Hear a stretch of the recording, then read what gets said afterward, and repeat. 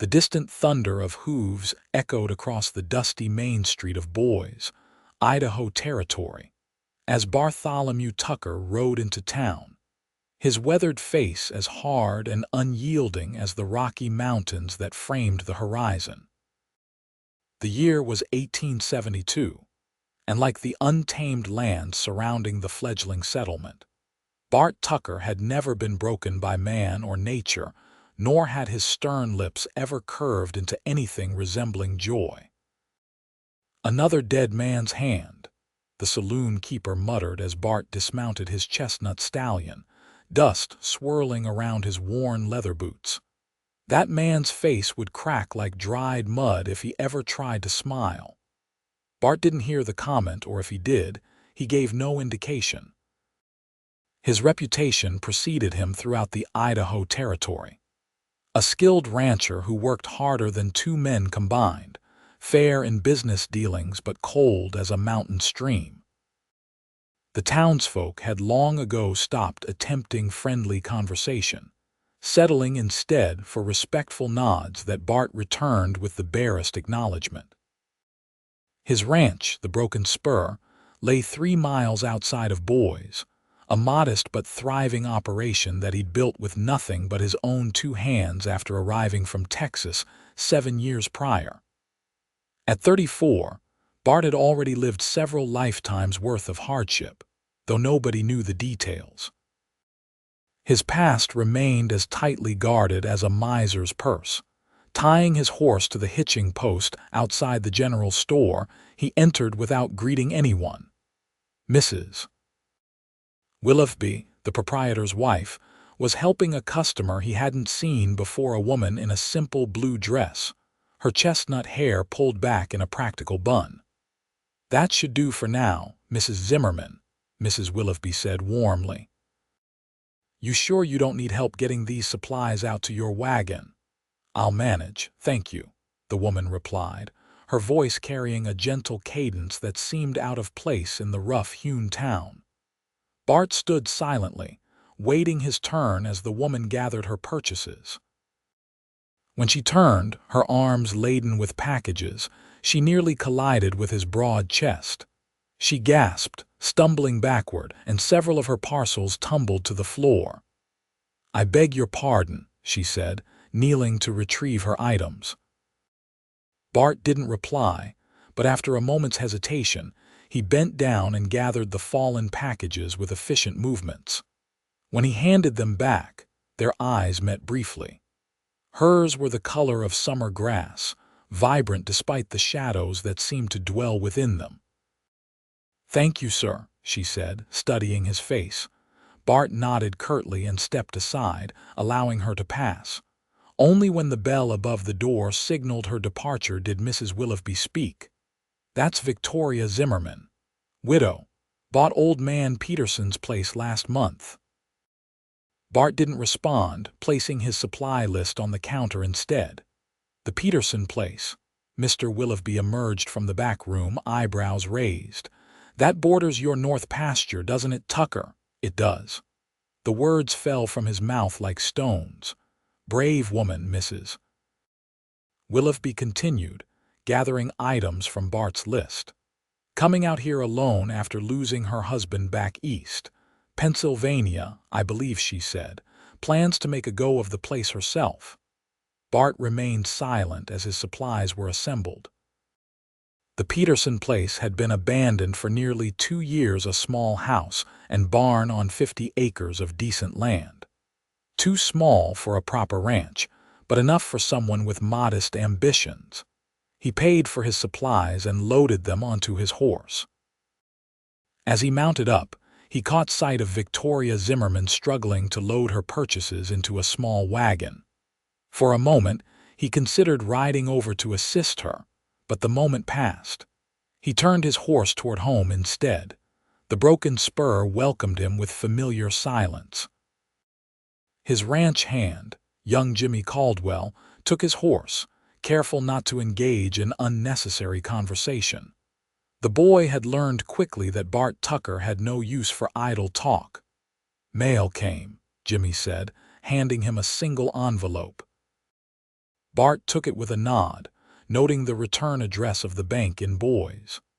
Inside the house, he opened it to find confirmation of his latest cattle sale, a fair price, enough to expand his northern fence line come spring. The land had been good to him, despite its harsh demands. It asked nothing of him but sweat and determination, never requiring smiles or pleasant conversation. After a simple supper of beans and salt pork, Bart sat on his porch, watching the sunset paint the distant mountains in hues of purple and gold. In these quiet moments, the weight he carried seemed to press heaviest on his shoulders. The vast emptiness of the land matched the hollowness he felt inside a vacancy he'd grown so accustomed to he no longer recognized it as absence. The following morning brought clear skies and the promise of a scorching day. Bart was up before dawn, as always, checking fence lines on the north pasture. As he crested a small rise, he caught sight of movement on the Peterson place, now the Zimmermann place. He corrected himself. Victoria was in what once had been a garden, now overrun with weeds. She wore a simple dress with the sleeves rolled up, her hair covered by a faded bonnet as she attacked the tangled growth with a hoe. Even from a distance, Bart could see she was struggling with the sun-hardened soil. For reasons he couldn't name, he found himself guiding his horse closer to the property line. He watched her work for several minutes before she noticed him sitting astride his horse, still as a statue against the morning sky. She straightened, shading her eyes with one hand. After a moment's hesitation, she raised her other hand in greeting. Bart touched the brim of his hat in response, but didn't approach further. He turned his horse and continued his inspection of the fence line, pushing the image of the determined widow from his mind. 3 days later, Bart was heading back to the ranch after delivering a calf to a neighboring farm when he passed the Zimmermann place again. Victoria was still working in the garden area, though she'd made visible progress. The weeds had been cleared from a substantial portion, and he noticed neat rows beginning to take shape. As he watched, she drove her shovel into a particularly stubborn patch of earth, putting her full weight behind it. The tool glanced off something solid, and she stumbled forward, nearly falling. With a sigh that seemed to carry frustration, she wiped her brow and tried again. Bart hesitated, then guided his horse toward her property. She didn't notice his approach until his shadow fell across her work area. "Mr. Tucker," she said, surprising him by knowing his name. "Good afternoon." "Madam," he replied, his voice rough from disuse. He nodded toward the spot she'd been struggling with. "Old tree root. Peterson had an apple tree there that died years back." Victoria looked down at the troublesome spot. "I see. Well, that explains the difficulty." She offered a small smile. "Thank you for the information. I'm still learning the secrets of this place." Bart remained mounted, looking down at her garden plot. "Soil's good once you work it. Peterson's wife grew vegetables here for years." "That's encouraging to hear." She rested her hands on the shovel handle. "I'm hoping to have a small garden ready for planting soon, maybe some flowers as well." Bart's expression didn't change. "Flowers don't do well here. Winters are harsh." "Some varieties are surprisingly resilient," Victoria replied, undeterred by his bluntness. "Like people, I suppose." Something in her words caused Bart to study her more carefully. The shadows he'd glimpsed in her eyes at the general store were more visible now, grief, perhaps, but not defeat. Without another word, Bart dismounted. He removed his gloves, tucking them into his belt, and held out his hand for her shovel. Victoria hesitated only briefly before handing it over. Bart positioned the blade at the edge of the stubborn root and drove it deep into the soil with a strength born of years of physical labor. After several strategic strikes, he levered the remnants of the old tree root from the earth and tossed it aside. "Thank you," Victoria said, genuine gratitude warming her voice. Bart handed back the shovel with a nod, then returned to his horse. "Would you care for some water before you go?" She offered. "It's the least I can do." He considered refusing, but the afternoon was hot and his canteen was nearly empty. "Much obliged." Victoria led him to the small porch of her modest house.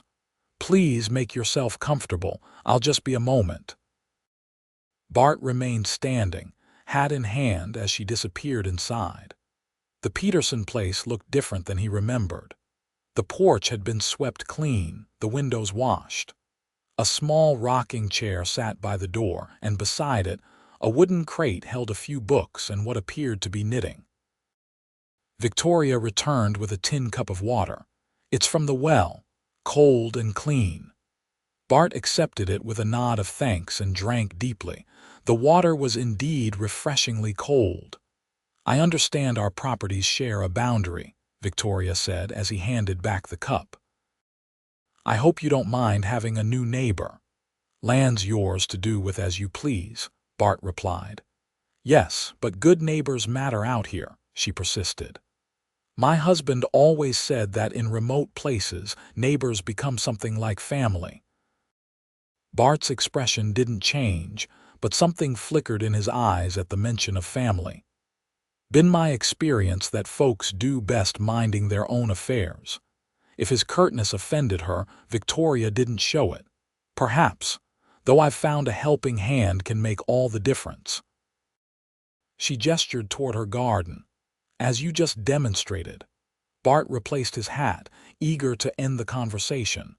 "Best of luck with your garden, Mrs. Zimmermann." "Victoria," she corrected gently. "And thank you again, Mr. Tucker."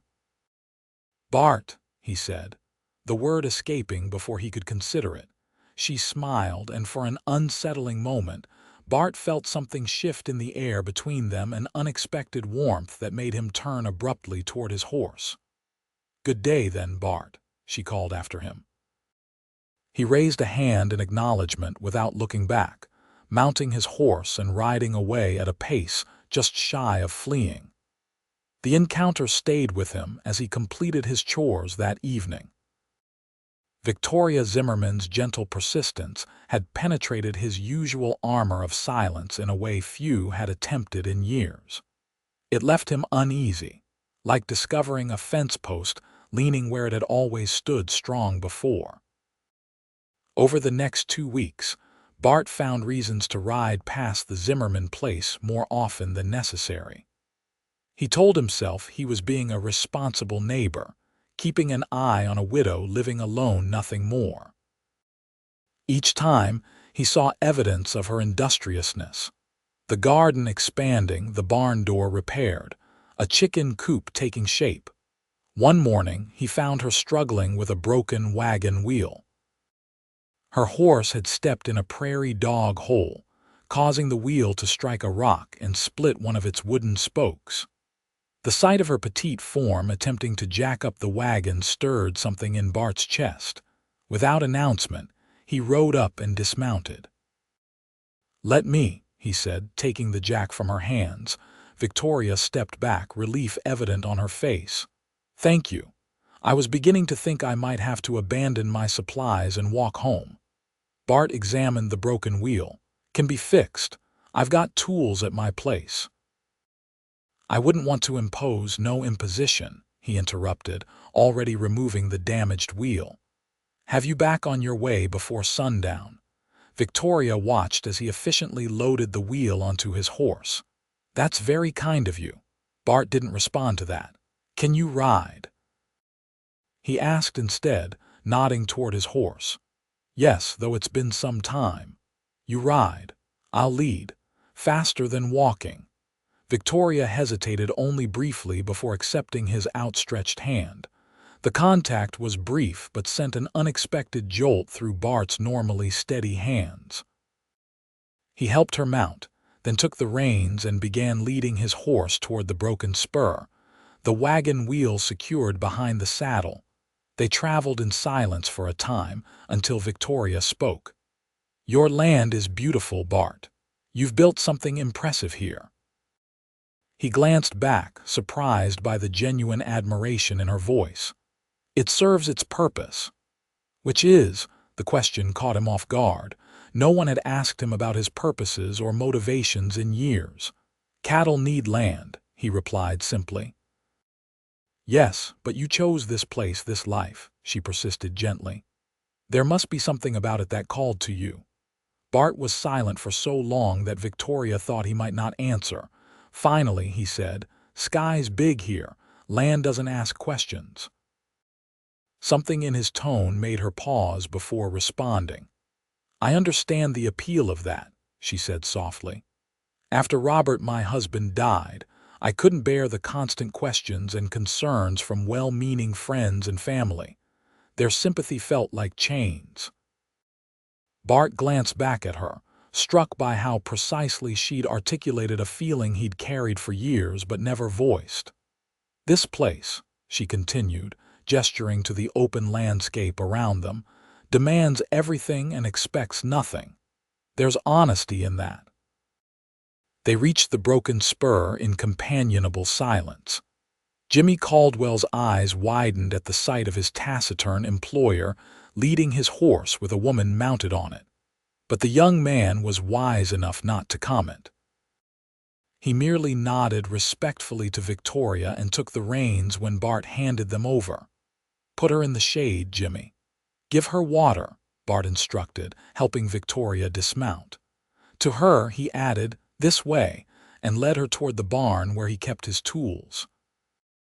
Victoria followed, taking in the neat, well-maintained ranch yard. Everything had a place and purpose much like its owner, she thought. Inside the barn, Bart laid the wheel on a workbench and gathered his tools. Victoria stood nearby, watching as he examined the damage more thoroughly. "You've done this before," she observed. "Wheels break," he replied, beginning to remove the damaged spoke. "Is there something I can do to help?" she offered. Bart paused, considering. "Hand me that mallet when I ask." For the next hour they worked together on the wheel. Victoria proved to be a capable assistant, anticipating his needs and learning quickly. Her proximity was distracting in ways Bart hadn't experienced in years: the faint scent of lavender soap, the quiet concentration in her green eyes, the gentle curve of her wrist as she handed him tools. "You mentioned your husband," Bart said suddenly, surprising himself as much as her. "How long has he been gone?" Victoria's hand stilled momentarily. 14 months, influenza." Bart nodded, focusing intently on fitting the new spoke he'd fashioned. "Sorry, thank you." She watched him work for a moment before adding, "He was a good man, a teacher. We had plans to move west together, start fresh." A small, sad smile touched her lips. "I decided to honor those plans even without him." Bart hammered the spoke into place with more force than necessary. "Brave decision." "Or foolish," she countered. "Many have suggested as much." "Those people ever tried to build something of their own?" he asked, looking up at her directly. Victoria met his gaze. "No, they preferred the safety of the familiar." "Then their opinions don't matter much," he said firmly. A genuine smile spread across Victoria's face, the first truly joyful expression he'd seen from her. It transformed her features, bringing a warmth to her eyes that made something in Bart's chest constrict. "That's precisely what I told my sister before I left," she said with a small laugh. Though not in such succinct terms. The sound of her laughter lingered in the barn like sunlight. Bart turned his attention back to the wheel, uncomfortable with the effect her smile had on him. By late afternoon, the wheel was repaired. Bart loaded it onto his wagon, along with a few tools he thought might be useful to her. "I can't accept these," Victoria protested when she saw the shovel hammer and saw he'd included. "Just a loan," Bart insisted, "until you can get your own." The ride back to her property was different than the journey to his ranch had been. Victoria sat beside him on the wagon seat, closer than any person had been to Bart in years. She asked questions about the land and livestock. listening intently to his brief answers, and somehow drawing more information from him than he'd intended to share. When they arrived at her place, Bart efficiently reattached the wheel to her wagon and transferred her supplies.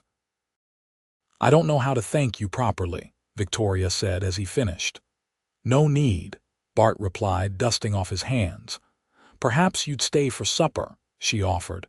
"It's nothing fancy, but I made bread this morning and I have a stew that's been simmering." The invitation hung in the air between them. Bart's instinct was to refuse, to retreat to the solitude of his ranch.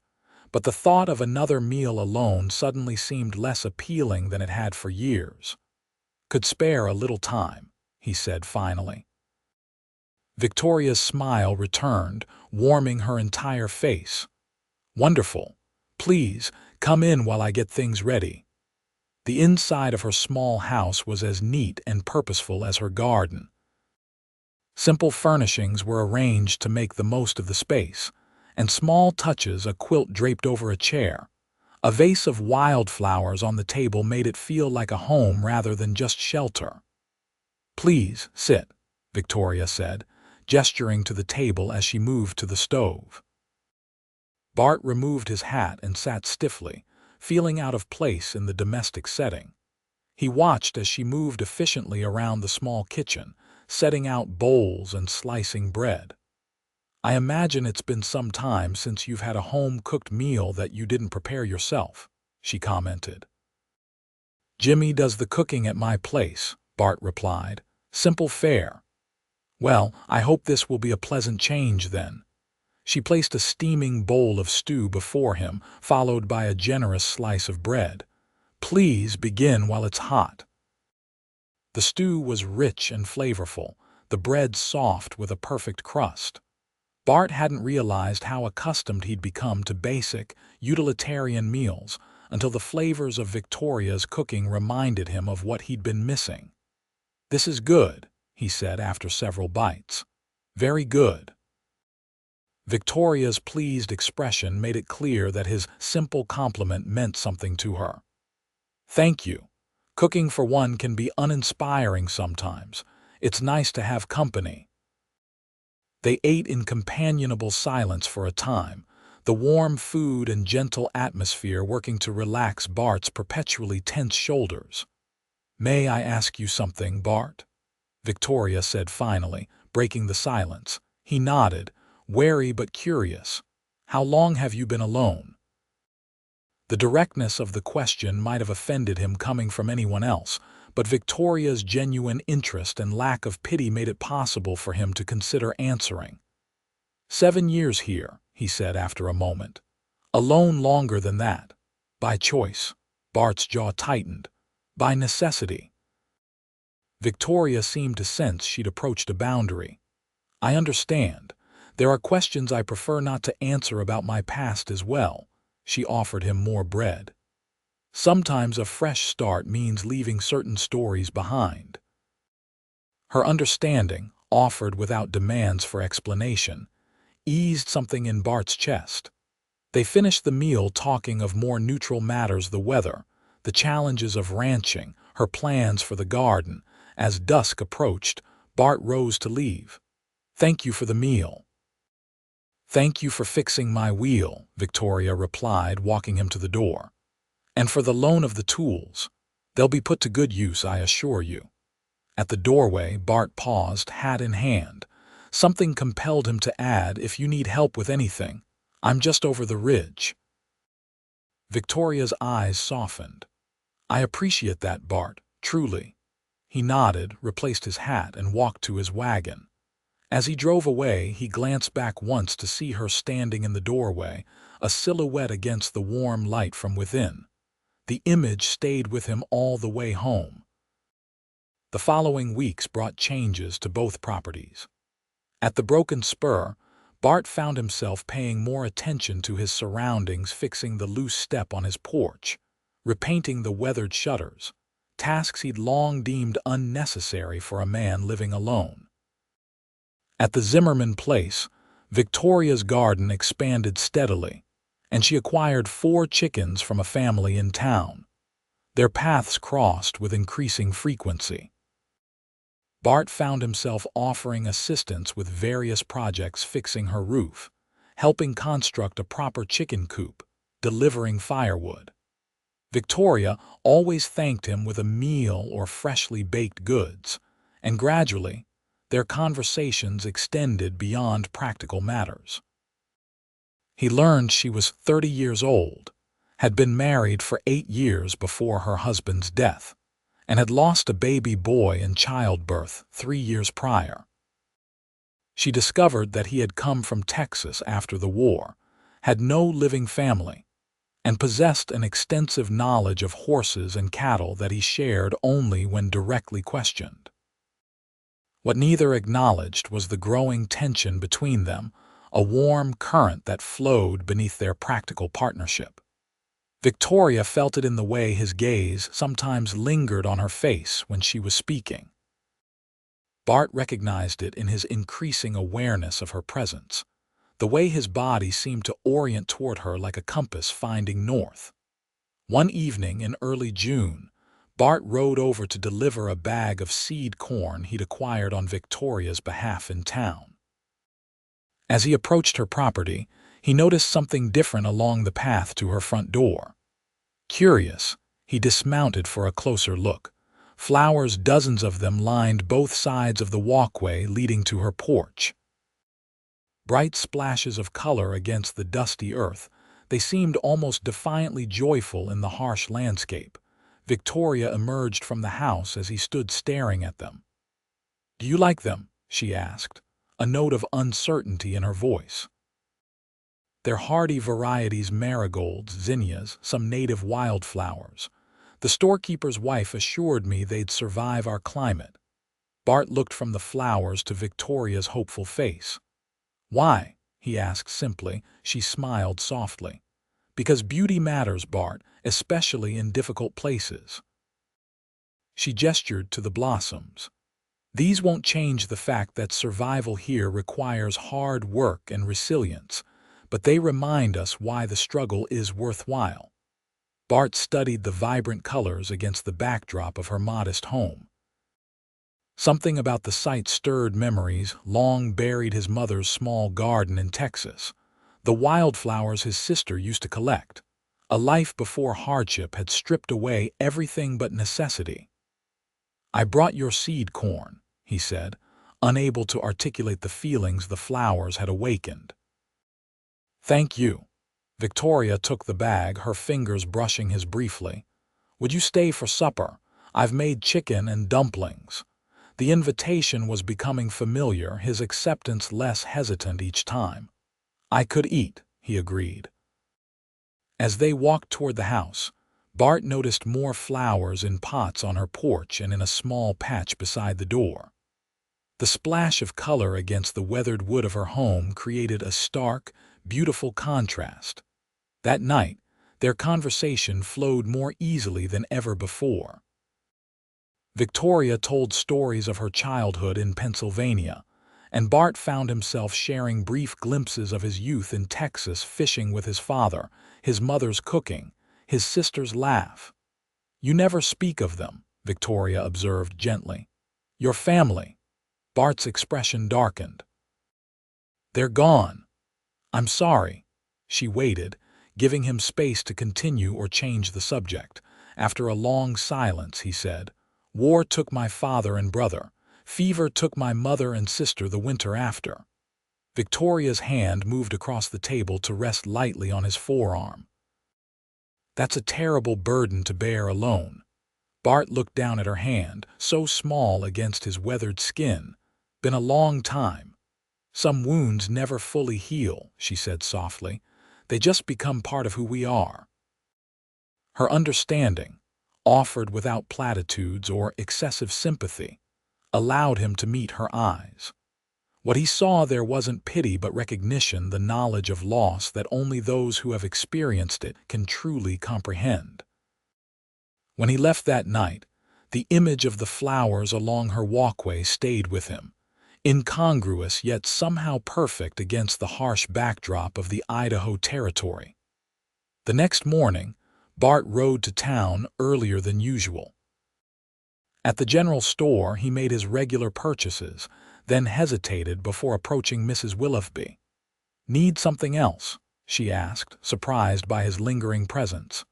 "Seeds," he said gruffly. "Flower seeds." Mrs. Willoughby's eyebrows rose, but to her credit she asked no questions.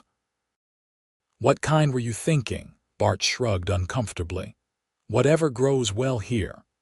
With a knowing smile she wisely concealed, Mrs. Willoughby gathered several paper packets. "Sunflowers would do well on your property, and these black-eyed Susans. Very hardy." Bart paid for the seeds and tucked them into his saddlebag. He had no idea what he intended to do with them, but felt compelled to possess them nonetheless. That evening he sat on his porch, the seed packets laid out on the small table beside him. The sun was setting, painting the distant mountains in fiery hues of orange and red. His gaze drifted to the small patch of bare earth beside his porch steps, a place that had never seemed to need anything before. The following day brought Victoria to the broken spur. It was the first time she had come to his property uninvited, and the sight of her driving her small wagon into his yard caused a moment of alarm in Bart's chest. "Victoria," he said, striding from the barn to meet her. "Something wrong?" "Not at all," she assured him, accepting his hand to descend from the wagon. "I've come with a proposition." Bart raised an eyebrow, waiting. "I've made arrangements to acquire a milk cow," she explained, "but I have concerns about predators being alone on my property." She straightened her shoulders. "I was wondering if we might make an arrangement I could keep the cow here, where it's safer, and share the milk with you in exchange." It was a sensible proposal, yet Bart suspected there was more to it than practicality. "You're welcome to keep your cow here," he said. "No need for payment." Victoria shook her head. "I insist on a fair exchange. I won't accept charity." Bart almost smiled at her stubborn pride, so similar to his own. "As you wish." She beamed at him, the brilliance of her smile still catching him off guard. "Excellent. She arrives next week. I'll bring butter and cheese along with the milk." "Sounds fair," he agreed, then added, "Would you like to see the place? Properly, I mean."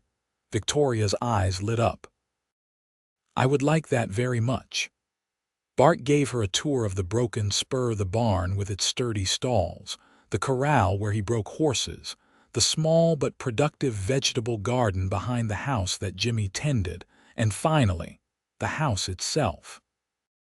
Victoria moved through the clean but Spartan rooms with interest. "You've built something remarkable here, Bart," she said when they returned to the main room. "It's enough," he replied, uncomfortable with her praise. "It's much more than enough." She ran her fingers along the mantelpiece he had carved himself. "It's a testament to what determination and skill can accomplish." Bart watched her move through his space, her presence bringing warmth to rooms that had always been merely functional before.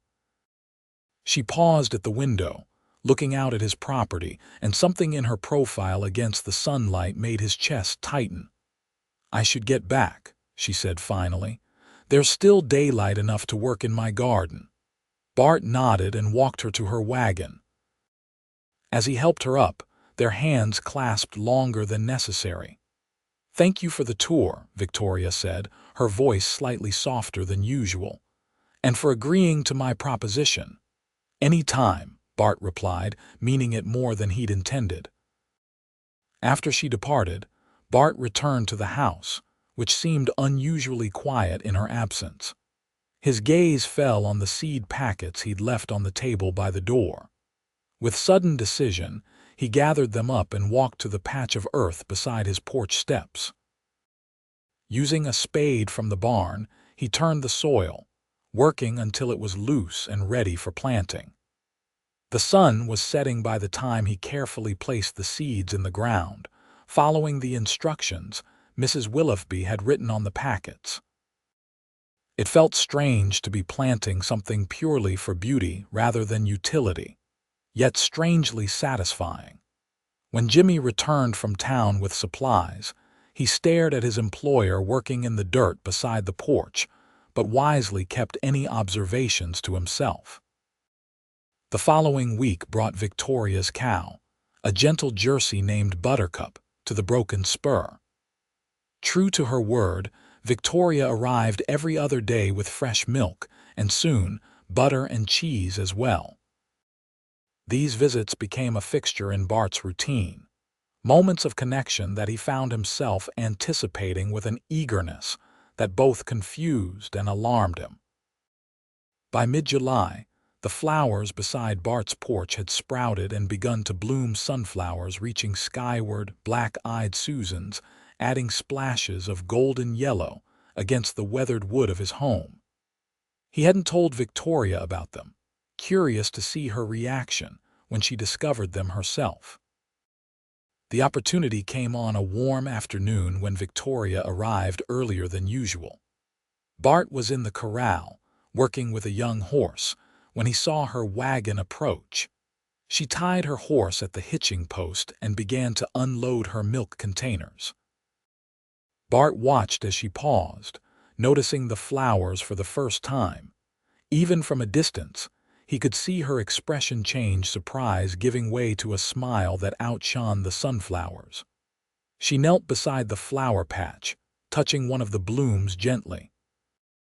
Bart left the corral and walked toward her, his heart beating faster than the situation warranted. Victoria looked up at his approach, her eyes shining with an emotion he couldn't name. "You planted flowers," she said, her voice filled with wonder. Bart nodded, suddenly self-conscious. "Thought the place could use some color." Victoria stood, still smiling. "They're beautiful, Bart." "Not much compared to yours," he demurred. "That doesn't matter." She gestured to the blooms. "What matters is that you planted them at all." Something in her words, or perhaps the way she looked at him, as though she could see beyond his weathered exterior to something worth nurturing beneath, broke through a barrier Bart had maintained for years. He took a step closer to her, close enough to catch the scent of lavender that always seemed to surround her. "Victoria," he began, then faltered, unaccustomed to expressing anything beyond practical matters. She waited, patient and understanding as she had been since the day they met. When he remained silent, struggling with words that wouldn't come, she reached out and touched his hand gently. "It's all right, Bart," she said softly. "Some things don't need words." In that moment, with the flowers he'd planted blooming beside them and her hand warm against his, Bart Tucker did something he hadn't done in 7 long years. He smiled. It was tentative at first, the muscles of his face remembering a motion long forgotten. But as Victoria's eyes widened in delighted response, the smile grew, transforming his stern features into something new yet familiar, a glimpse of the man he had been before loss had hardened him. Victoria's own smile widened in response. "There you are," she whispered, as though greeting someone she had been waiting for. Bart felt something shift inside him, like ice breaking on a river after a long winter. Without conscious thought, he raised his hand to touch her cheek, his calloused fingers gentle against her skin. Victoria leaned slightly into his touch, her eyes never leaving his. The moment stretched between them, filled with unspoken possibility. "Miss Victoria," Jimmy's voice broke the spell as he approached from the barn. "Got that harness repair you asked about?" Victoria stepped back, her cheeks flushing pink as she turned to acknowledge the young ranch hand. "Thank you, Jimmy. That's very kind of you." Bart cleared his throat, his hand falling back to his side. "I'll help you with the milk," he said, his voice rougher than usual. As they unloaded her wagon together, the current between them remained, charged with new awareness. When their hands brushed accidentally, neither pulled away immediately. Before Victoria departed that day, she paused beside the flowers once more. "I'll bring you some cuttings from my garden," she offered, "to add more variety." "I'd like that," Bart replied, the smile returning more easily this time. As he watched her wagon disappear down the road toward her property, Bart touched his face wonderingly, tracing the unfamiliar sensation of his own smile. The flowers nodded in the gentle breeze, as if approving of this development. The days that followed brought a gradual but unmistakable change to Bart Tucker. The perpetual furrow between his brows eased. His responses to greetings in town became verbal rather than mere nods. Jimmy reported to his parents that Mr. Tucker had actually complimented his work on the new fence line. "Must be illness," old Sam Jenkins joked at the saloon. Tucker smiling and speaking in complete sentences. Next thing you know, he'll be dancing at the Founders' Day celebration. What no one in town said directly, though many thought it, was that the change in Bart Tucker had coincided precisely with Victoria Zimmermann's increased presence at the Broken Spur. The widow and the hard-faced rancher, an unlikely pair that somehow made perfect sense to those who observed them together. For Victoria, the transformation in Bart was both thrilling and humbling. She had recognized something in him from their first meeting, a depth of feeling carefully guarded, a capacity for kindness deliberately suppressed. Each smile he offered, each small confidence he shared, felt like a gift she hadn't expected but treasured nonetheless. By early August, their routine had expanded. Victoria still brought milk and dairy products every other day, but she often stayed longer, sharing meals, helping with chores, or simply sitting on Bart's porch as the sun set, talking of everything and nothing. The flower patch beside his porch flourished under their joint care. Victoria brought cuttings as promised, and together they expanded the garden, adding native wildflowers and hardy perennials that would return year after year. "These will bloom even after the snow melts," Victoria explained as they planted bulbs one afternoon. "A reminder that beauty always returns, even after the harshest seasons." Bart's hands, so capable with ropes and reins, moved carefully in the soil beside hers. "Like hope," he said quietly. Victoria glanced up, surprised and moved by his observation. "Yes, exactly like hope." Their eyes held, the connection between them deepening with each passing day. Though Bart had not kissed her, had not yet found the courage to cross that final threshold, they both felt the inevitability of it, a current drawing them steadily closer. The opportunity presented itself on a warm August evening when Victoria stayed later than usual at the Broken Spur. They had shared a simple supper, and afterward Bart suggested a short ride to show her a view from the western edge of his property. The sunset from the high ridge overlooking the valley was spectacular, bands of gold and crimson stretching across the horizon, painting the distant mountains in ethereal light. "It's breathtaking," Victoria said as they sat side by side on a fallen log. "How often do you come here?" "Not often enough," Bart admitted. "Easy to forget to look up when you're focused on the ground beneath your feet." Victoria nodded, understanding. "That's true of life in general, I think.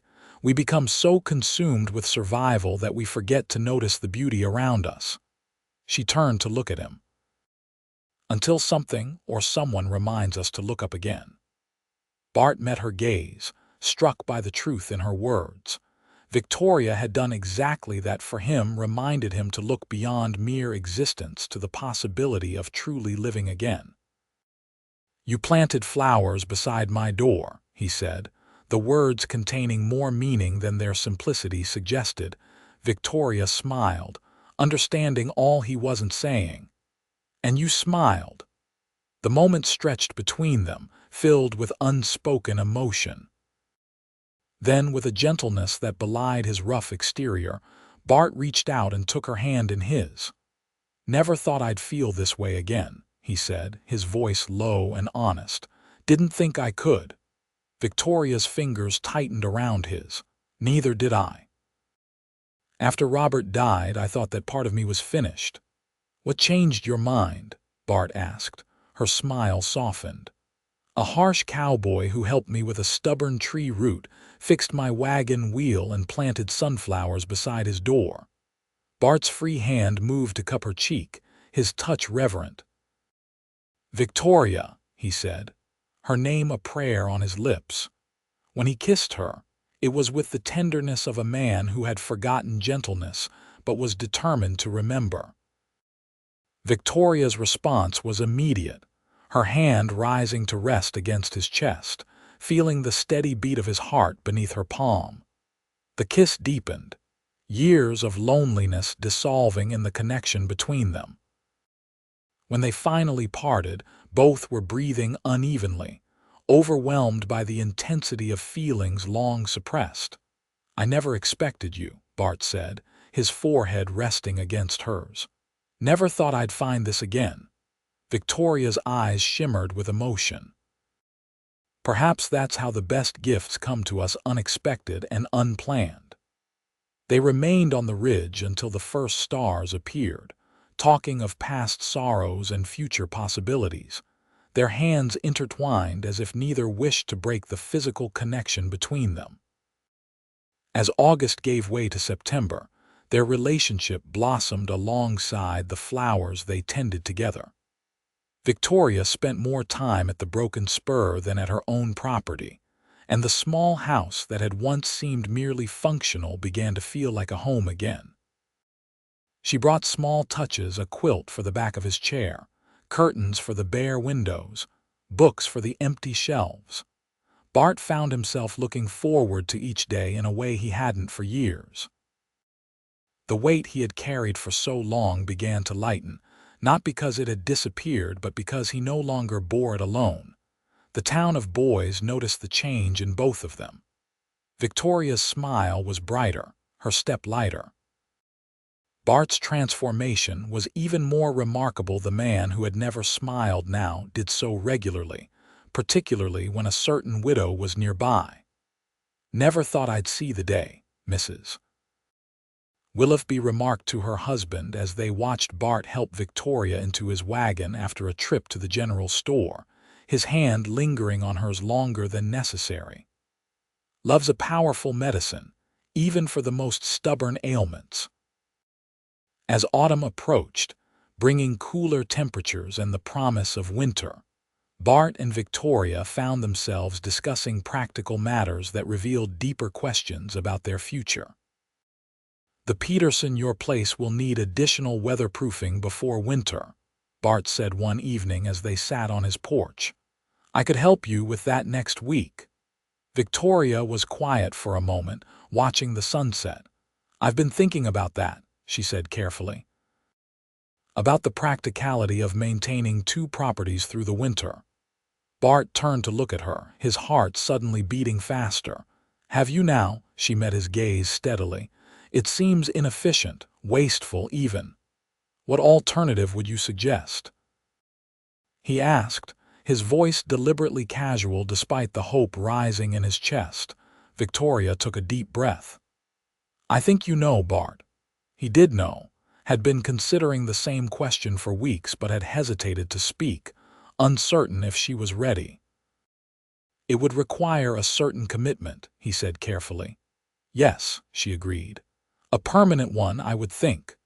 Bart reached for her hand, his larger one engulfing hers. Are you asking me to marry you, Victoria Zimmermann? A smile bloomed on her face, as vibrant as the flowers beside his door. I believe I am, Bartholomew Tucker, though you're welcome to ask me instead if you prefer tradition. Bart's answering smile was full and unreserved, a sight that still caused Victoria's heart to skip. I've never been much for tradition, he said, drawing her closer. But in this case, I'm happy to oblige. He slid from the porch chair to one knee before her, still holding her hand. Victoria, you planted flowers beside my door and reminded me how to smile, how to live. Would you do me the honor of becoming my wife? Tears glistened in Victoria's eyes as she nodded. "Yes," she whispered. "With all my heart, yes." Their kiss sealed the promise, tender yet filled with passion and hope for the future they would build together. They were married 2 weeks later in a small ceremony at the church in Boise. Victoria wore a simple blue dress with wildflowers in her hair. Bart, in a new shirt and his least worn trousers, couldn't take his eyes off her as she walked toward him down the aisle. The townsfolk who attended were treated to the unprecedented sight of Bart Tucker beaming with unrestrained joy as he promised to love, honor, and cherish Victoria for all the days of his life. "Never seen anything like it," Sam Jenkins remarked at the reception. "Man's face must be sore from all that smiling." The celebration continued at the Broken Spur, where neighbors and friends gathered to wish the couple well. As dusk fell, lanterns illuminated the yard and someone produced a fiddle. To everyone's astonishment, Bart led Victoria in a dance, his movements surprisingly graceful for a man who had avoided social gatherings for years. "You never told me you could dance," Victoria said as they moved together. "Never had reason to," he replied simply. "Until now." Later, after their guests had departed and they were alone in the house that was now truly their home, Bart took Victoria's hands in his. "Got something to show you," he said, leading her outside. In the silver moonlight, he guided her to a section of the garden they had expanded together. There, among the established plants, he had added a new bed carefully laid out, freshly turned soil ready for planting. "Thought we might plant these together," he said, producing a small packet of seeds. "Come spring." Victoria took the packet, reading the label by moonlight. "Roses," she said, her voice catching. "Bart, roses are difficult to grow here." "So I've heard," he replied, his arms encircling her from behind. "But I figure if a harsh cowboy can learn to smile and a grieving widow can find joy again, a few roses ought to be able to bloom in Idaho." Victoria turned in his embrace, her heart overflowing with love for this man who had journeyed so far from isolation to connection. "With proper care and patience, I believe they will," she said softly. "That's what matters, isn't it?" Bart said, echoing her words from months before. "Not how easily something grows, but that we're willing to nurture it anyway." Victoria reached up to trace the smile lines that had begun to form at the corners of his eyes, evidence of a transformation that had seemed impossible just months ago. "That's exactly what matters," she agreed before rising on tiptoe to kiss him. As winter descended on the Broken Spur, the flowers beside the door went dormant, waiting beneath the snow for spring's return. Inside the warmth of their home, Bart and Victoria Tucker built a life together, learning and growing, their love deepening with each passing day. When spring arrived, bringing with it new beginnings, they planted the rose bushes together in the special bed Bart had prepared. Some townsfolk predicted failure roses were indeed challenging in the harsh Idaho climate. But as summer progressed, the plants thrived under their joint care, eventually producing crimson blooms that seemed all the more beautiful for the difficulty of their growth. "Like everything worthwhile," Victoria said as they stood admiring the first roses. "The greater the challenge, the sweeter the reward." Bart's arm tightened around her waist. "Worth every minute," he agreed, thinking not just of the flowers but of the journey that had brought them together. Years passed, and the gardens at the Broken Spur became renowned throughout the territory. Travelers often slowed their horses to admire the riot of color surrounding the ranch house, a vivid oasis in the rugged landscape. Inside that house, love flourished alongside the flowers. Victoria gave birth to a son in their second year of marriage, a strong, healthy boy they named James Robert Tucker, who inherited his father's determined spirit and his mother's gentle heart. A daughter, Elizabeth Rose, followed 2 years later, her laughter filling the home that had once known only silence. Bart Tucker, once known as the harsh cowboy who never smiled, became famous instead for the warmth of his welcome and the pride that shone in his eyes when he spoke of his family. The hardships of his past were not forgotten, but were no longer the force that defined him. And every spring, when the first flowers bloomed beside their door, Bart and Victoria would stand together, remembering the simple act of planting that had changed both their lives, a widow who planted flowers and a cowboy who learned to smile, finding in each other the courage to bloom again after winter's long darkness.